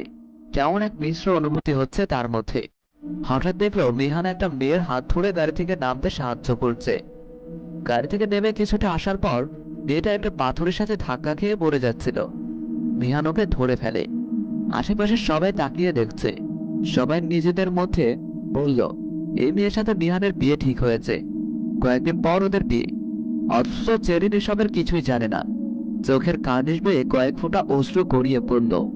ভেতরটা ভেঙে চুরমার হয়ে যাচ্ছে। নিজের ভালোবাসার মানুষকে অন্য কারোর সাথে ভাগ করা যায় না। ভালোবাসার মানুষটা একান্তই ব্যক্তিগত। জেরিন আর দেরি না করে ওখান থেকে চলে আসলো। জেরিনের এভাবে চলে আসাটা কারোর চোখে না বলেও একজনের চোখ ঠিকই তা লক্ষ্য করেছে। জেরিন বাসায় এসে দরজা বন্ধ করে দিল। তার পৃথিবী বিষাদের ছায়ায় ছেয়ে গেছে। জেরিন নিজেকে সামলাতে পারছে না। রাত পার হলো। দুজনের জীবনে এক নতুন ভোর। কারোর জন্য নতুন করে বাঁচার একমাত্র আশা, আর কারোর জন্য এক বুক হতাশা আর একাকিত্বের অভিশাপ। সারা নাস্তা খেয়ে চিত্রাকে নিয়ে গানের স্টুডিওতে গেল। জেরিন রাতে ঘুমায়নি, সারা রাত জেগেছিল। ভোর রাতে একটু ঘুম এসেছে, কিন্তু খানিকক্ষণ পর ঘুম ভেঙে যায়। আয়নার সামনে দাঁড়িয়ে নিজেকে দেখে চমকে ওঠে। অনেক সময় ধরে মাথাটা ভারী ভারী লাগছে, চোখগুলো বেশ ফুলে গেছে। রুষাকে জানিয়ে দিল সে আর জানে না। বেশ কয়েকদিন ধরে জেরিনকে দেখতে না পেয়ে নিহান অবাক হয়। সেদিনের পর জেরিন চুপচাপ হয়ে গেছে। ভার্সিটি আর বাসা ছাড়া অন্য কোথাও যায়নি। নিহান ক্লাস করাতে এসে রুষাকে বলল, রুষা ক্লাস শেষে আমার সাথে দেখা করবে। ক্লাস শেষ হওয়ার পর রুষা বিহানের রুমে গেল। বিহান বসেছিল, দরজার দিকে তাকিয়ে মাথা নেড়ে আসার অনুমতি দিল। রুষা সামনে থাকা চেয়ারটা টেনে বসলো। মিয়ান হাতের কাজ থামিয়ে রুষাকে বলল, স্যার, ও কি হয়েছে তা ঠিক জানি না। অনেক দিন ধরে ও অনেক দূর আছে। আগের যে যেন ধীরে ধীরে অন্য একটা মানুষ হচ্ছে। তবে কি কারণে এমনটা হচ্ছে তা আমি জানি না। রুষা চেয়ার ছেড়ে উঠে চলে গেল। মিয়ান খানিকক্ষণ ভেবে ভুবন ভোলানো হাসি দিল, যেন সে পৃথিবীর সবচেয়ে সুখী মানুষ। ফোনটা হাতে নিয়ে কাউকে কল দিয়ে বলল, আমার দায়িত্ব শেষ। চিত্রের গানের রেকর্ডিং বেশ ভালো চলছে। চারদিকে তার নাম ছড়িয়ে পড়ছে। সবাই বেশ প্রশংসাই করতে লাগলো। আগের চেয়ে অনেক ভালো আছে। ইদানিং বাবার কথা বেশ মনে পড়ে, কিন্তু কোন মুখে নিয়ে দাঁড়াবে ভেবেই দু চোখ ছলছল করে ওঠে। চিত্রা, আজ আমরা বাইরে ঘুরতে যাব, রেডি হয়ে নে। কোথায় যাবো খানাখানি? আজ আমার বান্ধবীর জন্মদিন, ওখানে যাব। তুই রেডি হয়ে নে, আমি জেরিনকে বলে আসছি। আচ্ছা। জেরিন, জেরিন, মা বলো। তাড়াতাড়ি রেডি হয়ে নে, তোর রাশিদা আন্টির জন্মদিন, সবাইকে ইনভাইট করেছে। মা, আমি যাব না, তোমরা কি ঘুরে আসো। চল না মা, আমায় বারবার বলেছে তোকে নিয়ে যেতে। আমার কোথাও যেতে ভালো লাগে না মা। এই অস্থিরতা বিষণ্ণতা হয়তো কেটে যাবে, জানিয়ে এত মন খারাপ সব হয়তো দূরও হয়ে যাবে। একবার চল, ওখানে গিয়ে যদি ভালো না লাগে তবে চলে আসিস। শায়লার কথাগুলো শুনে জেরিন অবাক হলো। মম, পড়ে গেল এসব। অনিচ্ছা সত্ত্বেও রেডি হয়ে জন্মদিনের অনুষ্ঠানে গেল। সবাই কত মজা করছে, অথচ তার মনে এক বিন্দু আনন্দ কাজ করছে না। জেরিন সবার মাঝখান থেকে উঠে গিয়ে গার্ডেনের দিকে যাচ্ছিল। একজনের সাথে ধাক্কা খেয়ে পড়ে গেল। মনে মনে তাচ্ছিল্যের হাসি হেসে বলল, একজনের প্রেমে এমন ভাবে পড়েছি, উঠে দাঁড়ানোর শক্তি খুঁজে পাচ্ছি না। এখন আবার মেয়েরই কণ্ঠে একজন বলে ওঠে, সরি, আমি ইচ্ছে করে ধাক্কা দেইনি। প্লিজ কিছু মনে করবেন না। আপনার কোথাও লাগে না তো? জেরিন উঠে জামা ঠিক করতে করতে সামনে দাঁড়িয়ে থাকা ব্যক্তির দিকে তাকায়। মেয়েটাকে দেখে হকচকিয়ে উঠল জেরিন। এটা তো মেহান স্যারের হবু বউ। এখানে কি করছেন? জেরিনকে চুপ করে দাঁড়িয়ে থাকতে দেখে মেয়েটি বলল। আপনি ঠিক আছেন? জেরিন হালকা মাথা নেড়ে বলল। ঠিক আছে। জেরিনের সবকিছু মাথার উপর দিয়ে যাচ্ছে, হিসেবগুলো এলোমেলো হয়ে যাচ্ছে, মাথাটা ঘুরে উঠল। জেরিন নিজেকে ধাতস্থ করে মারিয়াকে বলল। বাবুটা কি আপনার? মারিয়া হেসে বলল, আমার। আপনার হাজবেন্ড? এই যে মাত্র চোখে মুখে বিরক্তি নিয়ে বাবুকে দিয়ে গেল, উনি আমার পতি। বাবু কান্না করলে সে আর 1 মিনিটও সহ্য করতে পারে না। আমি পাতালে থাকলেও ওখানে গিয়ে বাবুকে দিয়ে আসবে। ওই যে টাকাটাকি শুরু হয়ে গেছে, আসছি আমি। জেরিন অবাক হয়ে মারিয়ার চলে যাওয়া দেখলো, মনে মনে বলল, এসব কি হচ্ছে আমার সাথে? তবে কি আমি বিহান স্যারকে ভুল বুঝলাম? কিরে, এখানে দাঁড়িয়ে আছিস কেন? ওইদিকে স্টেজে গান নাচ হচ্ছে, একটু পরে কেক কাটা হবে, চল তাড়াতাড়ি। শায়লার কথায় জেরিনের হুঁশ ফিরল। শায়লা জেরিনকে নিয়ে গেল। জেরিনের খুব বোরিং লাগছে। মম, আমার ভালো লাগছে না, আমি বাসায় চলে যাচ্ছি।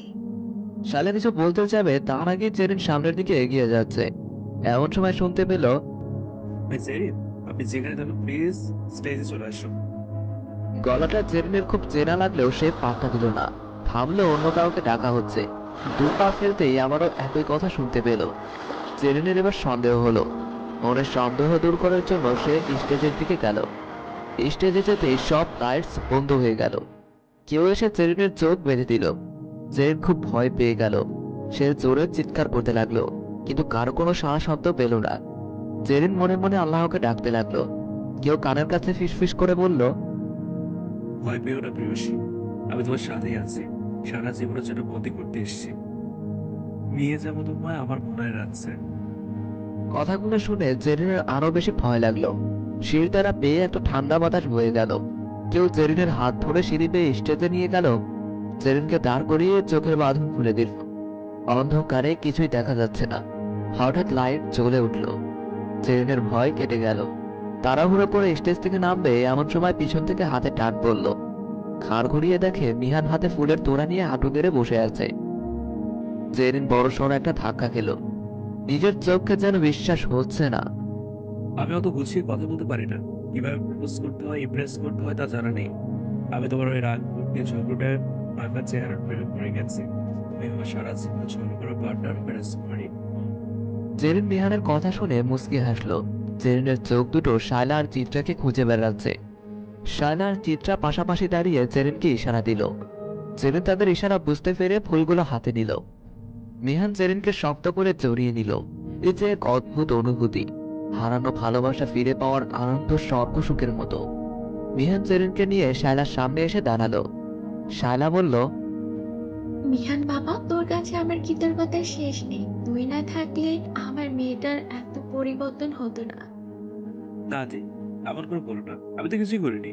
জেরিনা তো মিষ্টি একটা মেয়ে, তাকে ভালো লাগে সেটা চায় না।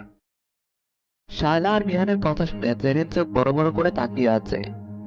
1 মিনিট, তোমরা কি একে অপরের চেনো আগে থেকে?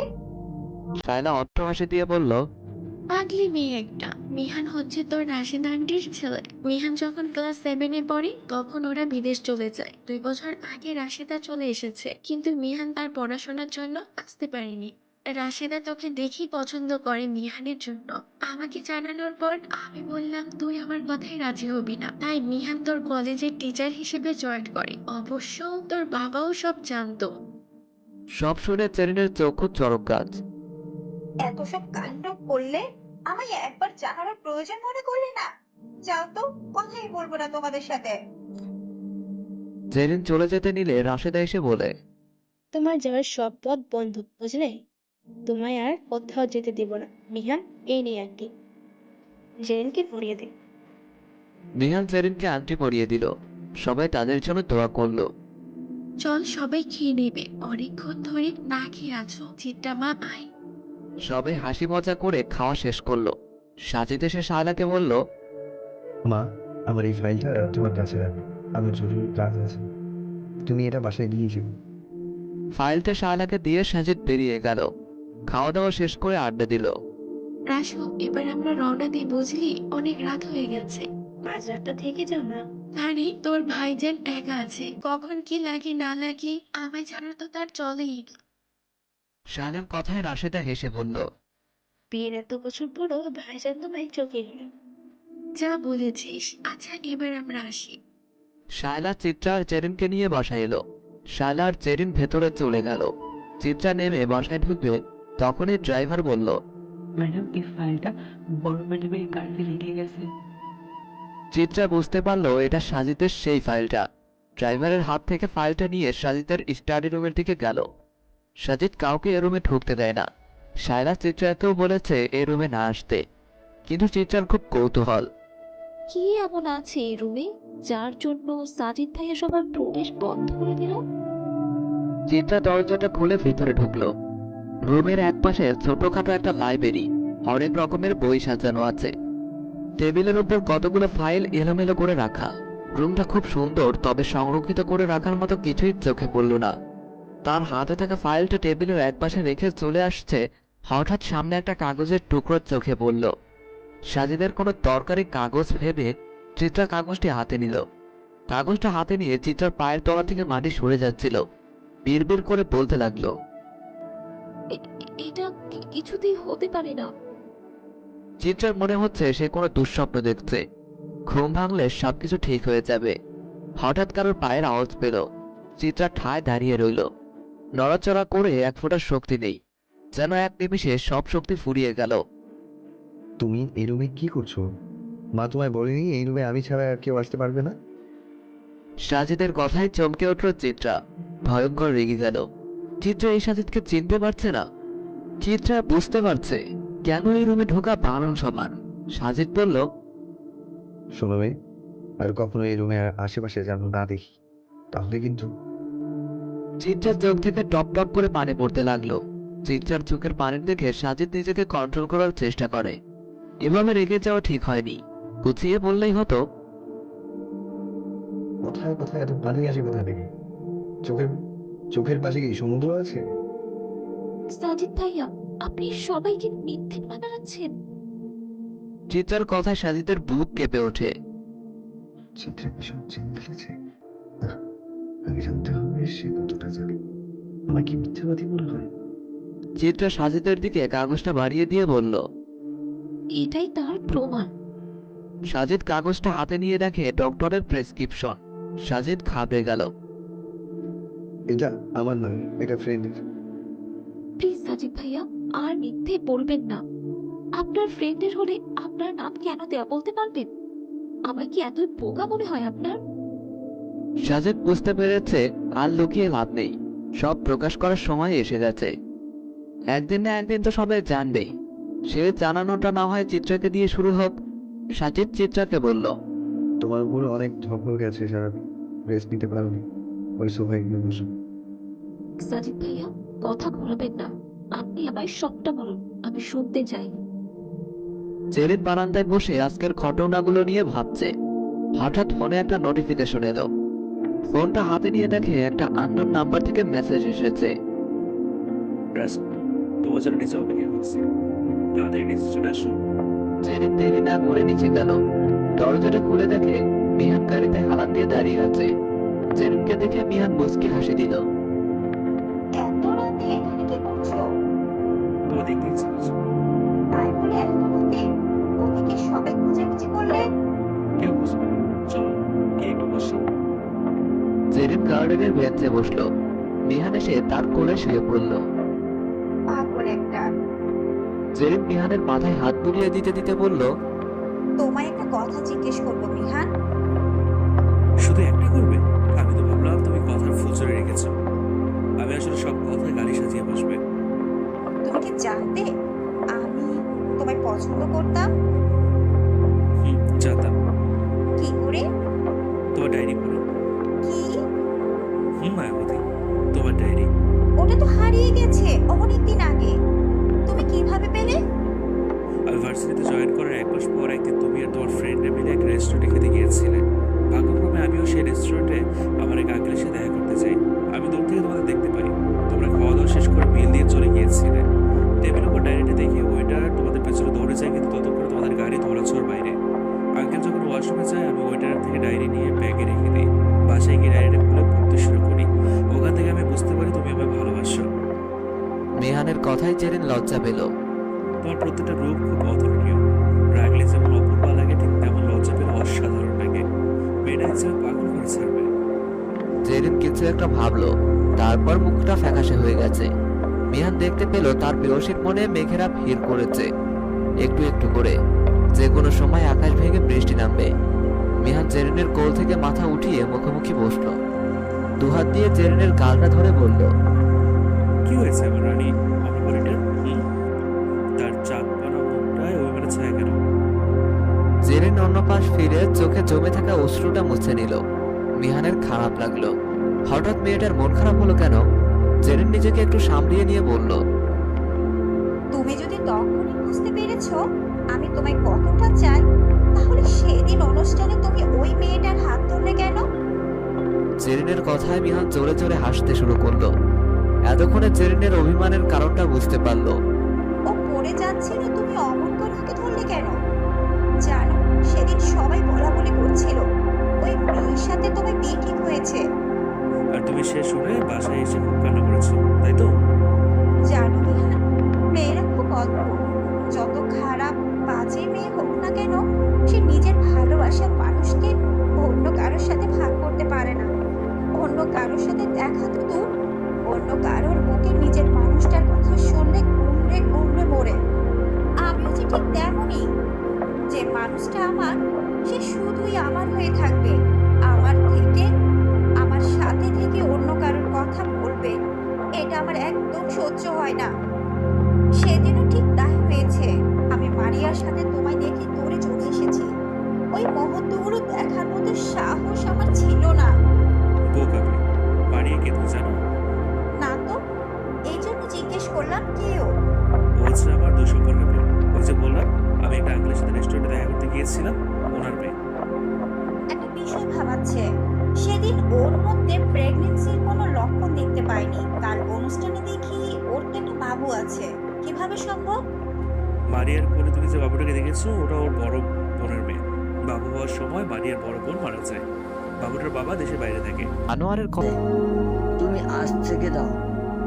ভাইজান, আপনি না করবেন না।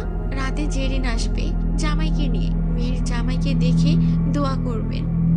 আপা, আমার অনেক কাজ ওদিকে। আমি সব বলছি।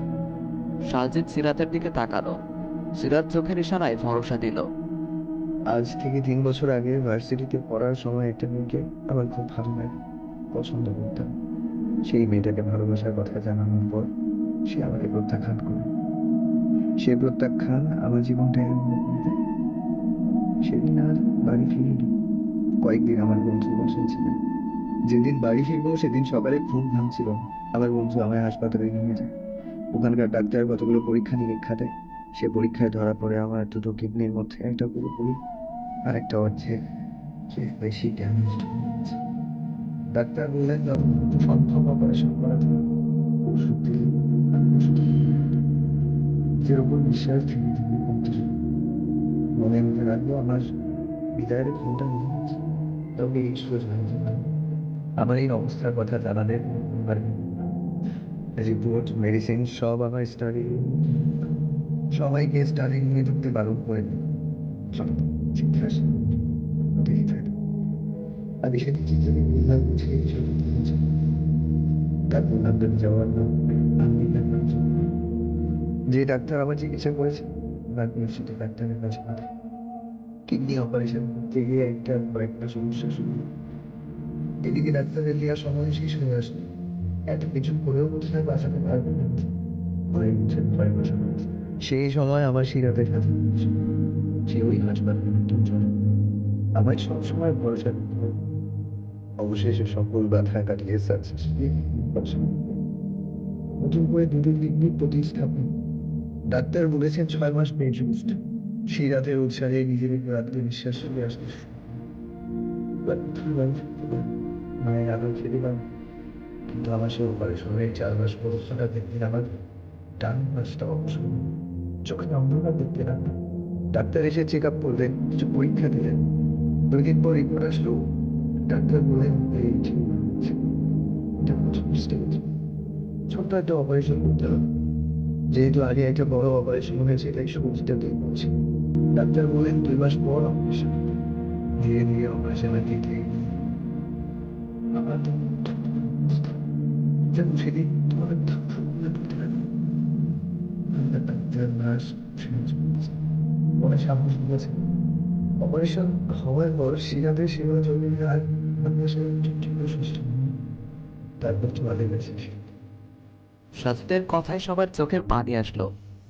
এত কষ্ট যন্ত্রণা সব একাই ভোগ করেছে, কাউকে চাপতে দিল না।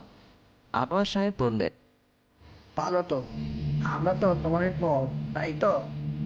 তাই আমাদের তোমাদের মনে হয়নি, তাই না? তোমার ছেলে মেয়েদের কাছে আমার এখনো মনে নেই গো। সাজিদ আনোয়ার সাহেবের সামনে এসে বলল, বাবা আমাকে ক্ষমা করে দাও। হাসপাতালের প্রতিটা বস্তু জানে আমি তোমাদের ঠিক কতটা মিস করেছি। ইচ্ছে হতো দৌড়ে গিয়ে তোমায় জড়িয়ে ধরি, পায়ে করে মাথা রেখে তোমাদের দেখার আশায় প্রতিটা দিন কাটতো। সিরাজ যদি আমার পাশে না থাকতো তবে আমার কি হতো নিজেই জানি না। আনোয়ার সাহেবের চোখ বেয়ে পানি গড়িয়ে পড়ল। সাজিদকে বুকে টেনে নিয়ে হাউমাউ করে কাঁদতে লাগলো। এই বুড়ো আপনাকে একটা খবর দিতে পারতিস, ছুটে যেতাম তোর কাছে। বেজে উঠল। চিত্রা কলটা স্পিকারে দিয়ে কথা বলতে লাগলো। হ্যালো, চিত্র ম্যাম বলছেন? জি বলুন। আমাদের হসপিটালে আমরা রোগীদের উৎসাহ দেওয়ার জন্য একটা অনুষ্ঠানের আয়োজন করেছি। দেশের কয়েকজন গরিব মানুষকে ডাকা হয়েছে। আমরা চাই আপনি আমাদের প্রোগ্রামে আসুন। প্লিজ ম্যাম, না করবেন না। আপনাদের প্রোগ্রামটা কবে? আগামীকাল বিকাল 4টায়। ঠিক আছে, আপনারা আমায় অ্যাড্রেসটা পাঠিয়ে দিন, আমি সময় মতো পৌঁছে যাব। প্রোগ্রাম শেষে রোগীদের সাথে কথা বলতে বলতে সাগরকে দেখতে পায়। সাগরের বেডের দিকে এগিয়ে গেল। পাশে থাকা বয়স্ক মহিলাকে জিজ্ঞেস করলো, ওনার কি হয়েছে? বয়স্ক মহিলাটি চিত্রার দিকে তাকালো। চিত্রাকে ঠাহর করতে পারল না। হাতের তসবিটা পাশে রেখে সাগরের বুকে ফু দিল। পাশে রাখা গ্লাসটা হাতে নিয়ে ঢকঢক করে পুরোটা খেয়ে নিয়ে বলল, তুমি কে মা? আমি চিত্রা। ও ও হচ্ছে আমার পালক সন্তান। ছোটবেলা ওর মা মারা যাওয়ার আগে আমার হাতে তুলে দিয়ে যায়, কিন্তু আমি ওকে মানুষ করতে পারিনি। এমন কোনো খারাপ কাজ নেই যা ও করেনি, ওই জন্য আমি ওকে ঘর থেকে বের করে দেই। হঠাৎ একদিন আমি রাস্তা পার হচ্ছিলাম, এমন সময় একটা ট্রাক আমার দিকে ছুটে আসতেছিল। আমি কি করব ভেবে পাচ্ছিলাম না। ও বাতাসের বেগে এসে আমায় ধাক্কা মারে, আমি সাইডে চলে যাই। একটু আধটু কাটা ছেঁড়া যায়।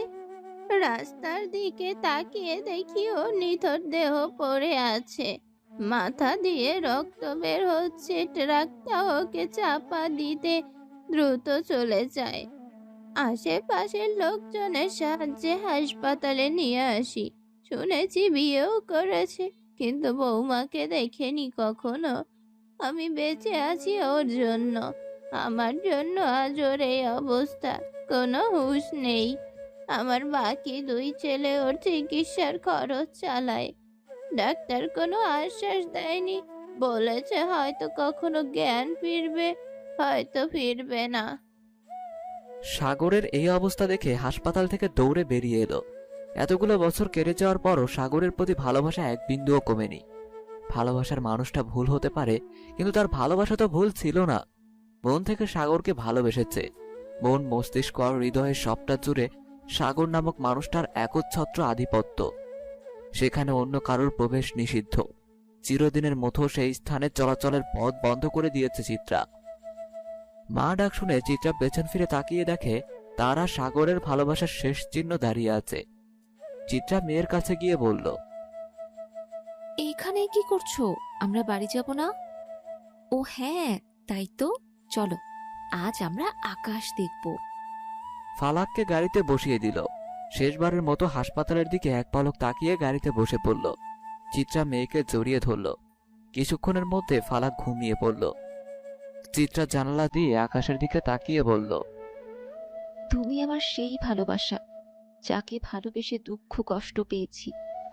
তবে তোমায় অসংখ্য ধন্যবাদ। সেদিন তুমি যদি আমার সামনে তোমার খারাপ রূপে না আসতে, তবে আমি নিজের পায়ে দাঁড়াতে পারতাম না। তোমার জন্য আমি ফালাক নামক এক টুকরো জান্নাত পেয়েছি।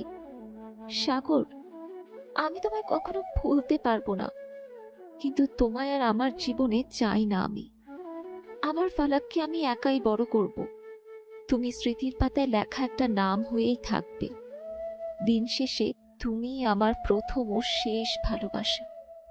গাড়ি ছুটে চলল নির্দিষ্ট গন্তব্যের দিকে, যেখানে হাজারো একটা স্বপ্ন বুনে রেখেছে চিত্রা তার রাজকুমারী ফালাকের জন্য।